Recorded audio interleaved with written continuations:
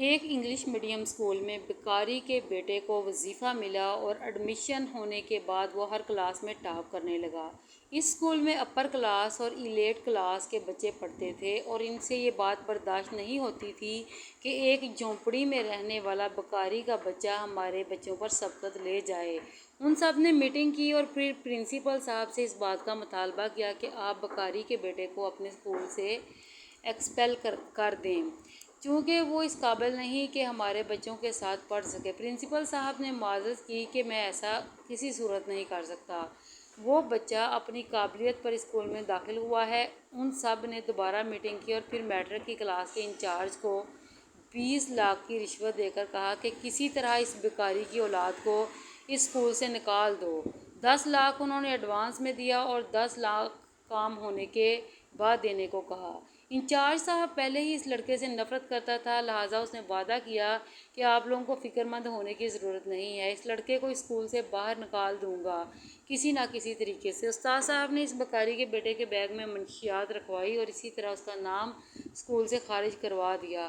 جب میٹرک کے ایگزامز قریب ہوئے تو تب اسے اپنی غلطی کا احساس ہوا اور وہ لڑکے سے ملنے ان کی جھونپڑی میں گیا تو بکاری نے کہا کہ میرا فلاں بیٹا ٹریفک سگنل پر بھی مانگتا ہے۔ ٹیچر صاحب جلدی سے ٹریفک سگنل پر گئے تو ان کے پیروں تلے زمین نکل گئی جب اس نے دیکھا کہ وہاں تو ٹریفک سگنل پر جب بھی میری گاڑی رکتی تھی تو مختلف مانگنے والے گاڑیوں کے ارد گرد جمع ہو جاتے۔ کسی نے ہاتھ میں پھول لیے ہوتے تھے تو کوئی گاڑی کے شیشے صاف کرنے لگتا۔ میری گاڑی کے شیشے پر گرد تھی تو میں نے دیکھا کہ ایک 7 سالہ بچہ شیشے پر کچھ لکھ رہا ہے۔ میں اس کی ہینڈ رائٹنگ دیکھ کر حیران ہو گیا، حالانکہ اس کے بدن پر قمیض نہیں تھی اور پھٹی پرانی شلوار پہن رکھی تھی۔ میرے دل میں آیا کہ بچے کو اپنے پاس بلا لوں، اسے کچھ پیسے دے دوں تاکہ وہ اپنے لیے نئے کپڑے خرید سکے۔ میں اسے بلانے ہی لگا تھا کہ گرین سگنل آن ہوا اور گاڑیاں چلنے لگیں۔ میرے دل میں آیا کہ جب بھی یہاں سے گزروں گا تو اس بچے کو ضرور اپنے پاس بلا لوں گا۔ گھر جا کر میں نے اپنی بیوی سے کہا کہ آج ٹریفک سگنل پر میں نے ایک مانگنے والے بچہ دیکھا ہے، اس کی ہینڈ رائٹنگ ہمارے بچوں سے بھی بہتر ہے، حالانکہ میرے خیال میں وہ ایک جھونپڑی میں رہنے والا بچہ ہے۔ بیوی کو میری بات کا یقین نہیں آیا اور کہنے لگی ایسا کیسے ممکن ہے؟ ایک بچہ جس نے ابھی تک اسکول کا منہ تک نہیں دیکھا، کوئی اس کو ٹرین کرنے والا نہیں، تو اس کی ہینڈ رائٹنگ اتنی اچھی کیسے ہو سکتی ہے؟ پھر میں نے اسے اپنی گاڑی کی بیک سائڈ کا شیشہ دکھایا جس پر اس بچے نے اپنا نام تحریر کیا تھا۔ اس شیشے پر اسد عباس لکھا ہوا تھا اور اتنا پرکشش اور خوبصورت لکھا ہوا تھا کہ میری بیوی دیکھ کر حیران ہو گئی۔ اسے یقین نہیں آ رہا تھا کہ 7 سالہ بچہ یہ لکھ سکتا ہے اور وہ بھی بکاری کا بیٹا۔ صبح میں گھر سے نکلا تو میں اس انتظار میں تھا کہ وہ بچہ دوبارہ میرے سامنے آئے گا اور اس بار میں اس کی مدد ضرور کروں گا۔ کافی دنوں تک وہ مجھے نظر نہ آیا اور اس بات نے مجھے پریشان کر دیا کیونکہ میں اس کی مدد کرنا چاہتا تھا اور اسے کسی نہ کسی اسکول میں داخل بھی کروانے کا میرا ارادہ تھا۔ میں اپنے آپ کو کوس رہا تھا کہ اس دن میں نے بچے کو اپنے پاس کیوں نہ بلایا۔ اگر میں اس دن سستی نہ کرتا اور تھوڑی سی تیزی سے کام لیتا تو میں بچے کو جلدی سے اپنے پاس بلا سکتا تھا۔ اب وہ شاید کہیں چلا گیا یا دوبارہ مجھے اس جگہ ملے گا یا نہیں، اس بارے میں کچھ نہیں جانتا تھا، لیکن اللہ کا لاکھ لاکھ شکر ہے کہ 5-6 دن بعد وہ بچہ دوبارہ مجھے اسی جگہ ٹریفک سگنل پر نظر آیا۔ میں نے ہاتھ کے اشارے سے اسے اپنے پاس بلایا۔ وہ ڈرا ہوا تھا اور سہما ہوا نظر آ رہا تھا، وہ یہی سمجھ رہا تھا کہ میں اسے ڈانٹوں گا۔ پھر میں نے بڑے ہی پیار سے اسے اپنے پاس بلایا۔ بچہ میرے قریب آیا تو میں نے کہا بیٹا تمہارا نام کیا ہے؟ اس نے بتایا کہ میرا نام اسد ہے۔ صاحب مجھے معاف کر دو، میں نے کچھ نہیں کیا۔ میں نے کہا بیٹا میں نے کب کہا ہے کہ تم نے کچھ کیا؟ پھر میں نے اسے پوچھا کہ تمہارا گھر کہاں ہے؟ تو وہ کہنے لگا کہ ریلوے اسٹیشن کی پچھلی سائڈ پر ہماری جھونپڑیاں ہیں۔ میں نے دیکھا کہ ریلوے اسٹیشن کی پچھلی سائڈ پر کافی جھونپڑیاں تھیں۔ میں نے اس لڑکے کو کچھ پیسے دیے اور کہا کہ اپنے لیے نئے کپڑے خرید لینا اور پھر شام کے وقت میں اس جھگیوں والوں کے علاقے میں گیا۔ اسد اس وقت ادھر ہی موجود تھا۔ وہ آج بہت خوش تھا کیونکہ اس نے نئے کپڑے پہنے تھے۔ میں نے اس سے پوچھا کہ تمہارا باپ کہاں ہے؟ تو اس نے مجھے بتایا کہ ابا ایک جگہ بھیک مانگنے گئے ہیں اور میں جانتا ہوں کہ وہ کہاں ہے۔ میں نے اس سے کہا کہ مجھے اپنے باپ کے پاس لے چلو۔ اسد کو میں نے اپنی بائک پر بٹھایا اور ہم اس جگہ روانہ ہوئے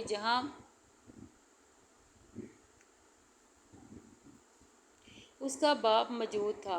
اسد کے باپ نے اپنے آپ کو معذور ظاہر کیا۔ بڑی ہی مہارت سے وہ سڑک کے کنارے اپنے جسم کو گھسیٹتے ہوئے جا رہا تھا۔ بچے چونکہ من کے سچے ہوتے ہیں اور جھوٹ نہیں بولتے، میں نے اس سے پوچھا کہ تمہارا باپ معذور ہے؟ تو میری بات سن کر وہ خاموش ہو گیا، پھر کہنے لگا نہیں، میرا باپ معذور نہیں، جب گھر میں موجود ہوتا ہے تو بالکل ٹھیک ہو جاتا ہے، مگر جب بھی بھیک مانگنے کے لیے جاتا ہے تو ابا معذور بن جاتا ہے۔ وہ بکاری اپنے آپ کو گھسیٹتا ہوا سڑک کے کنارے جا رہا تھا، جب کہ میں اس کے سامنے آیا۔ اس نے دیکھا کہ اس کا بیٹا میرے ساتھ کھڑا ہے۔ پہلے تو وہ خوفزدہ ہوا کہ شاید میں پولیس والا ہوں اور بیس بدل کے اس کے سامنے آیا ہوں اور اس کو گرفتار کر لوں گا۔ پھر وہ بیکاری اچانک ہی اپنی جگہ سے اٹھا اور بھاگنے کی کوشش کی تو میں نے اسے پیچھے سے آواز دی، بھاگو مت، میں تمہیں کچھ نہیں کہنے والا۔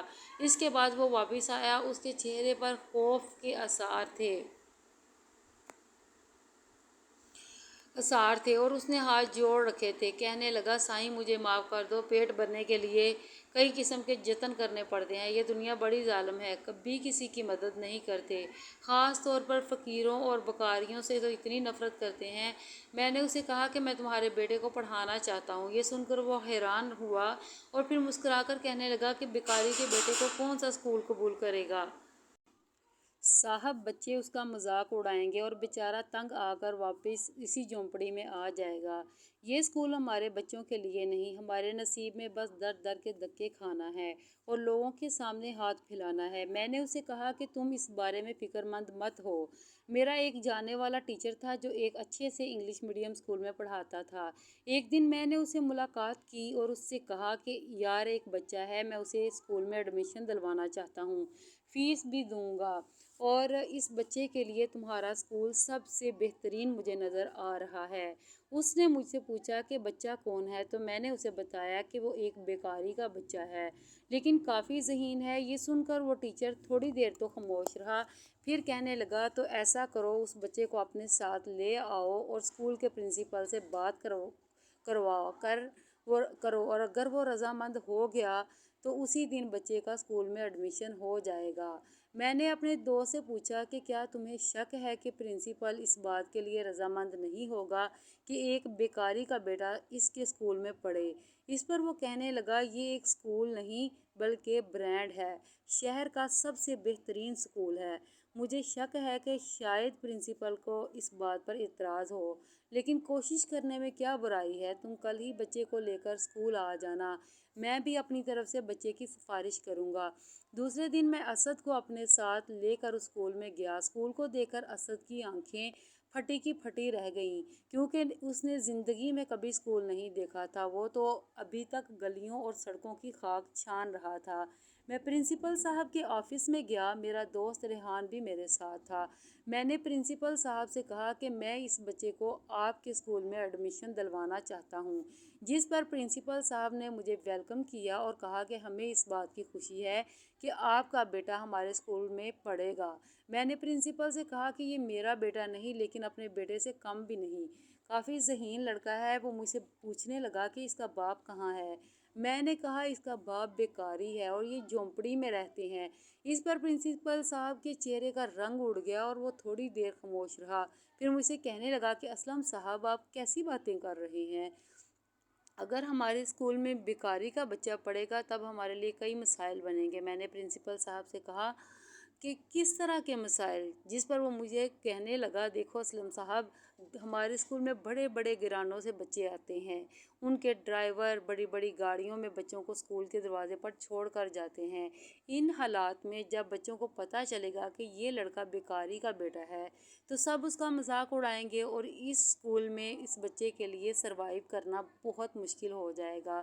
جس پر میں نے پرنسپل صاحب سے کہا کہ کیا آپ کے اسکول میں بچوں کو یہ تربیت دی جاتی ہے کہ وہ غریب اور مسکین بچوں کا مذاق اڑائیں؟ میری یہ بات پرنسپل صاحب کو کافی ناگوار گزری اور اس نے سخت لہجے میں کہا کہ ایک بار میں نے کہہ دیا تو بس کہہ دیا، اب اس بچے کو کسی سرکاری اسکول میں داخل کروائیں، لیکن یہ یہاں نہیں پڑھ سکتا۔ مجھے پرنسپل صاحب کے رویے پر کافی افسوس ہوا۔ ہم کس نہج پر کھڑے ہیں اور ہمارا معاشرہ کس طرف جا رہا ہے۔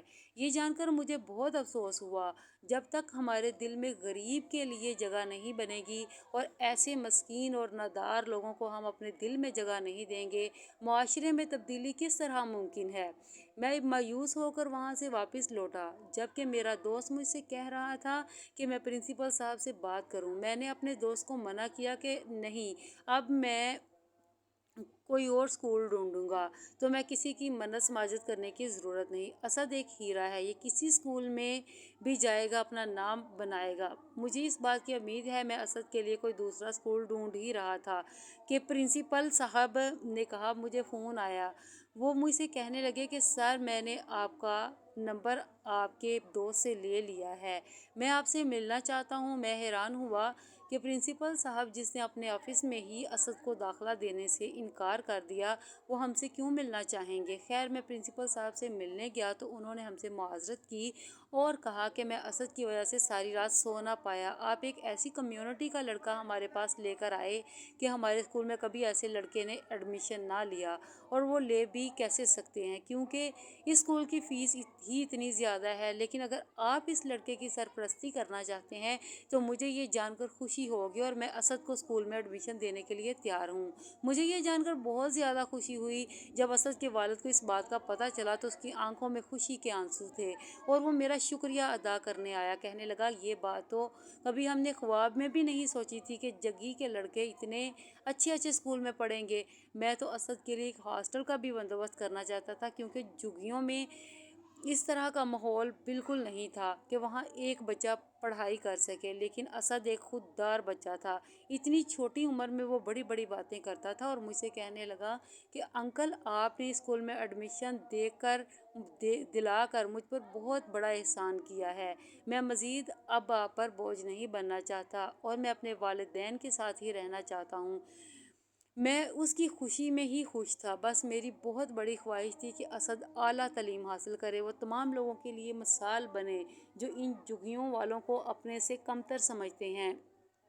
میں ہر ہفتے اسکول میں جاتا اور یہ جاننے کی کوشش کرتا تھا کہ اسد پڑھائی میں کیسا ہے۔ تمام ٹیچرز اس کی بہت تعریف کیا کرتے تھے، اور پرنسپل صاحب دل ہی دل میں بہت خوش تھے۔ قیادت کی پروگریس بہت اچھی ہے، اور ہمیں امید ہے کہ یہ آنے والی کلاسوں میں بھی بہت اچھا پرفارم کرے گا۔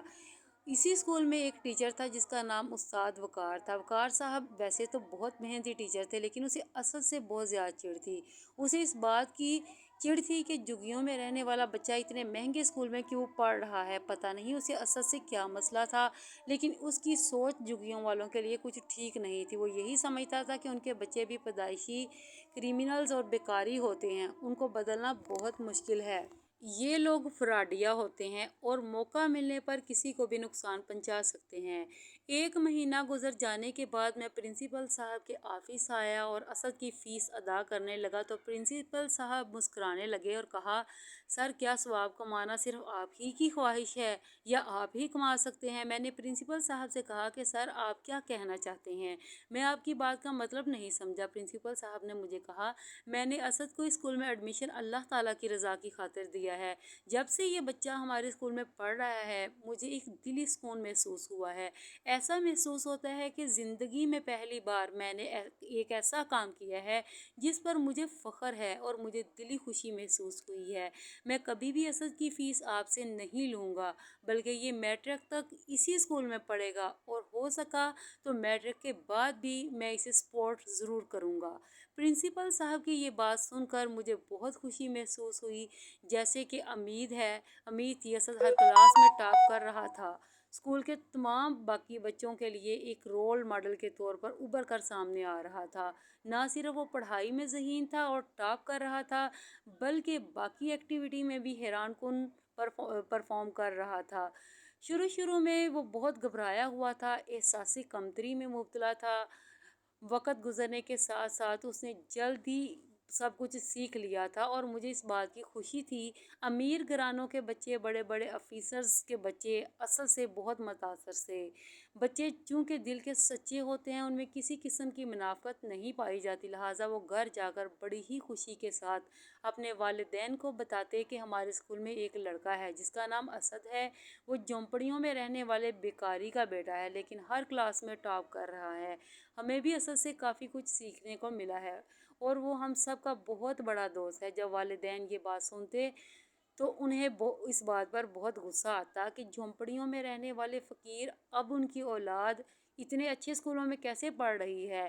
وہ اپنے بچوں کو منع کرنے لگے کہ کسی صورت اس لڑکے سے دوستی نہیں کرنا، بلکہ ان کے قریب ہونے کی کوشش تک نہیں کرنی۔ یہ لوگ بڑے خطرناک ہوتے ہیں۔ بچے اپنے والدین سے یہی پوچھتے ہیں کہ ہمیں تو اسد میں ایسی کوئی برائی نظر نہیں آتی، تو آپ ایسا کیوں کہتے ہیں؟ تو وہ اپنے بچوں کو ڈانٹ دیتے کہ ہم نے جیسا کہا ہے بس ویسا ہی کرنا اور اس سے دور رہنا۔ پھر ایک ایک کر کے وہ پرنسپل صاحب کے پاس آئے اور اسے کہنے لگے کہ یہ آپ نے کیا کیا؟ اب آپ کے اسکول میں ایسے بچے بھی پڑھیں گے کیا جن کے والدین سڑک کے کنارے بھیک مانگتے ہیں؟ ہمیں آپ سے اس قسم کی امید نہیں تھی۔ انہوں نے پرنسپل صاحب سے اس بات کا مطالبہ کیا کہ آپ اس بچے کو اسکول سے نکال لیں، جس پر پرنسپل صاحب نے انکار کر دیا۔ انہوں نے پرنسپل صاحب کو دھمکی بھی دی کہ اگر آپ نے اس لڑکے کو اپنے اسکول سے نہ نکالا تو ہم اپنے بچوں کو آپ کے اسکول سے ودرا کروا لیں گے، جس پر پرنسپل صاحب نے ان سے کہا کہ اگر میرے اسکول میں تمام بچے ودرا ہو جائیں اور اکیلا اسد اسکول میں پڑھے تب بھی مجھے کسی قسم کا ملال نہیں ہوگا۔ وہ چاہ کر بھی اپنے بچوں کو اسکول سے ودرا نہیں کروا سکتے تھے کیونکہ پورے علاقے میں اس اسٹینڈرڈ کا دوسرا کوئی اسکول نہیں تھا، لہٰذا وہ مجبور تھے اور کوئی دوسرا منصوبہ بنانے لگے کہ کس طرح اس بچے کو اسکول سے نکلوایا جائے۔ ہر کلاس میں ٹاپ کرتے ہوئے جب اسد میٹرک میں پہنچا تو میٹرک انچارج وقار تھا اور وقار اسکول میں وہ ٹیچر تھا جو اسد کی شکل تک دیکھنا پسند نہیں کرتا تھا۔ وہ بہت تنگ دل انسان تھا اور باتوں ہی باتوں میں وہ اسد پر سب بچوں کے سامنے طنز کرتا، اس کو ڈی ویلیو کرنے کی کوشش کرتا، لیکن اسد ایک ادب کرنے والا بچہ تھا۔ وہ کسی صورت اپنے استاد کے خلاف نہیں جا سکتا تھا، نہ ہی کسی ناگوار بات کا جواب دے سکتا تھا۔ الیٹ کلاس کے لوگوں نے باہم آپس میں میٹنگ کی اور کہا کہ یہ ہمارے لیے مر جانے کا مقام ہے کہ بیکاری کا بچہ ہمارے بچوں کو مات دے رہا ہے، اسی طرح تو ہماری عزت خاک میں مل جائے گی۔ اب وہ میٹرک میں پہنچ چکا ہے اور اگر کسی طرح بھی اس نے میٹرک کا ایگزام دیا تو وہ تو بورڈ میں ٹاپ کرے گا اور ہماری عزت کا جنازہ نکل جائے گا۔ جو اپنے بچوں کی تعلیم پر لاکھوں خرچ کر رہے ہیں، اسکول کے علاوہ وہ ٹیوشن پڑھنے بھی جاتے ہیں، مگر اس کے باوجود وہ بیکاری کا بچہ ان کو مات دے رہا ہے۔ اس بچے کو کسی نہ کسی طرح اسکول سے نکالنا پڑے گا اور اسے میٹرک کا ایگزام دینے سے بھی روکنا پڑے گا۔ انہیں اس بات کا علم ہو چکا تھا کہ اسی اسکول کا ٹیچر وقار بھی اسد سے کافی نفرت کرتا ہے۔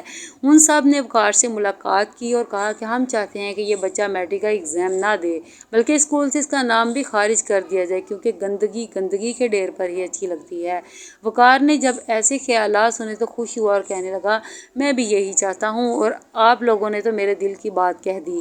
انہوں نے وقار کو 20 لاکھ روپے دیے اور کہا کہ کسی طرح بھی کچھ بھی کر کے اس لڑکے کو اسکول سے چلتا کرو۔ وقار صاحب جو اسکول سے 50,000 روپے کی تنخواہ لیتے تھے، ایک ساتھ اتنی بڑی رقم دیکھی تو حیران ہوا اور کہا، ٹھیک ہے، میں آپ لوگوں سے وعدہ کرتا ہوں کہ ایک ہفتے کے اندر اندر یہ بچہ اسکول میں نہیں رہے گا۔ پھر بڑی ہی چالاکی سے اس وقار کے بیگ میں نشہ اور پیکٹ رکھوا دیے اور پھر پرنسپل صاحب سے اسد کی شکایت کرتے ہوئے کہا کہ یہ لڑکا نشہ کرتا ہے، مجھے پہلے بھی اس لڑکے کے خلاف شکایات موصول ہوئی ہیں۔ پرنسپل صاحب کو اس بات کا بالکل یقین نہ آیا تو وقار نے تمام ٹیچرز کے سامنے اس بات کا دعویٰ کیا کہ آپ اپنی موجودگی میں اس کے بیگ کی تلاشی لیں۔ اگر اسد کے بیگ سے نشہ اور منشیات برآمد نہ ہوئی تو اگلے 6 ماہ کی تنخواہ میں نہیں لوں گا۔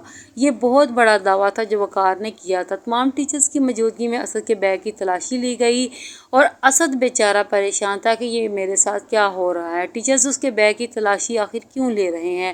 بیگ میں سے منشیات کے پیکٹ برآمد ہوئے تو سب کے چہرے کا رنگ اڑنے لگا اور وہ یقین دلانے لگا کہ یہ میرے نہیں مگر یہ پرنسپل صاحب اور باقی ٹیچرز نے اس کی ایک نہ سنی۔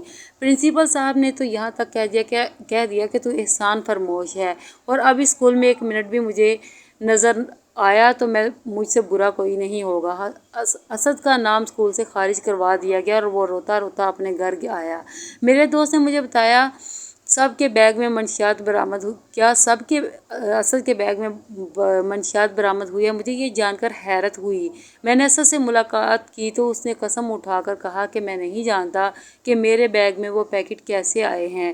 میٹرک کے ایگزام قریب ہیں اور اسی اسکول سے ہی اسد کا ایڈمیشن ہونا تھا کے امتحان کے لیے میٹرک کے امتحان کے لیے، لیکن چونکہ اس کا اسکول سے نام خارج ہو چکا تھا، اب میٹرک کے ایگزام میں اپیئر ہونا اس کے لیے ناممکن تھا۔ خود پرنسپل صاحب سے ملا تھا، لیکن اب اس کے تیور بدل چکے تھے اور میری بات سننے کو تیار نہیں تھا۔ وقار صاحب آج بہت خوش تھے کیونکہ اسے کافی رقم ملی تھی، مگر بیوی کی طرف سے اسے کال آئی کہ جلدی گھر آئیں۔ جب وہ گھر پہنچا تو اس کے اکلوتے بیٹے کو کرنٹ لگا تھا اور اس کے منہ سے جاگ نکل رہی تھی۔ لڑکے کو ہسپتال منتقل کیا گیا اور وہ معجزانہ طور پر بچا۔ یہ وقار صاحب کے لیے ایک اشارہ تھا قدرت کی طرف سے کہ کسی بھی غریب اور لاچار کا حق نہیں مارتے۔ وہ بھاگتا ہوا ریلوے اسٹیشن کی دوسری سائیڈ پر آیا اور بکاری سے کہا کہ تمہارا بیٹا کہاں ہے؟ بکاری نے روتے ہوئے کہا کہ وہ وہاں ہے جہاں اسے ہونا چاہیے۔ ہماری قسمت میں اچھے اچھے اسکول کہاں اور تعلیم کہاں؟ نسل در نسل بھیک مانگیں گے اور وہ فلاں ٹریفک سگنل پر بھیک مانگ رہا ہے۔ وقار صاحب کے ہاتھ پاؤں پھولے ہوئے تھے اور وہ بھاگتا ہوا گیا۔ ایڈریس پر پہنچا، اسد وہاں کاسا لے کر بیٹھا تھا۔ وقار نے اس بچے کو وہاں سے اٹھایا، اسے گلے سے لگایا اور سیدھا پرنسپل صاحب کے پاس لے آیا۔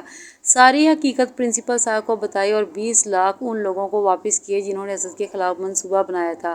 اسد کا اسکول میں دوبارہ ایڈمیشن ہوا اور وہی ہوا جس کی امید تھی۔ اسد نے میٹرک میں نہ صرف ضلع میں بلکہ بورڈ میں پہلی پوزیشن حاصل کی۔ ان تمام لوگوں کے لیے ایک مثال بن کر سامنے آیا جن کو ہمارے معاشرے میں ٹھکرایا جاتا ہے اور ان کو حقارت کی نظر سے دیکھا جاتا ہے۔ اللہ تعالیٰ نے ہر انسان کو قابلیت سے نوازا ہے، بس یہ اللہ کی مصلحت ہوتی ہے کہ کسی کو زیادہ رزق دے کر آزماتا ہے اور کسی کو کم رزق دے کر اس کی آزمائش ہوتی ہے۔ دونوں صورتوں میں اللہ کا شکر ادا کرنا چاہیے۔ اللہ سے دعا ہے کہ وہ ہمیں آسانی عطا کرے اور آسانیاں تقسیم کرنے کی توفیق دے۔ آمین۔